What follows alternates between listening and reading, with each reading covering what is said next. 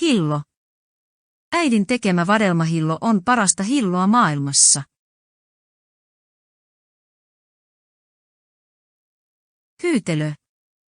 Hyytelö jähmettyi jääkaapissa yön aikana.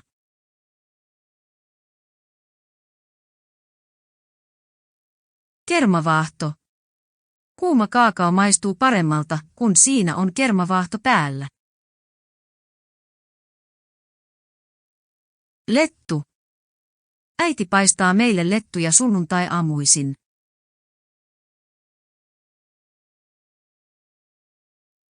Hunaja. Ostan aina luomuhunajaa paikalliselta mehiläishoitajalta.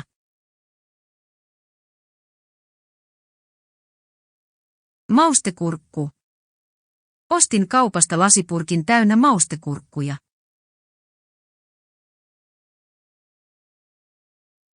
Vohveli. Lasten syntymäpäiväjuhlissa tarjoiltiin jäätelövohveleita.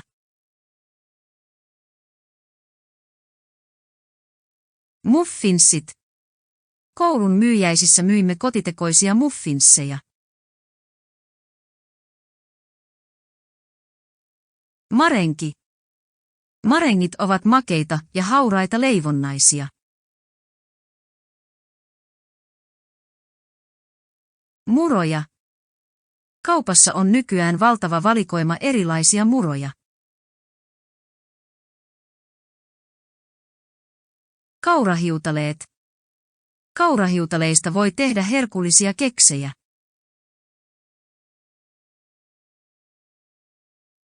Patonki.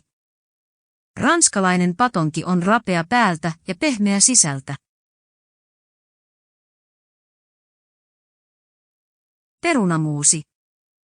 Hyvään perunamuusiin tarvitaan voita ja maitoa.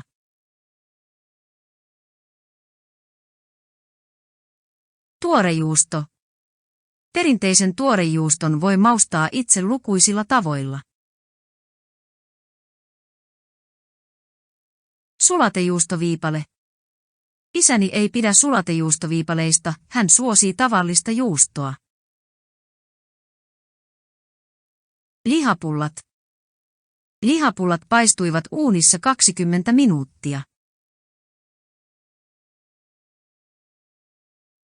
Juustoraaste.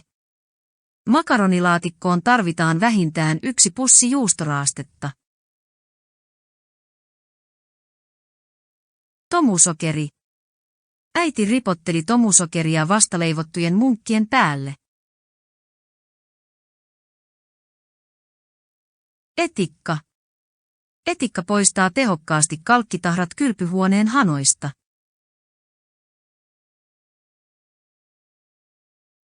Vaahterasiirappi. Vaahterasiirappi on kallista, mutta sen maku on vertaansa vailla.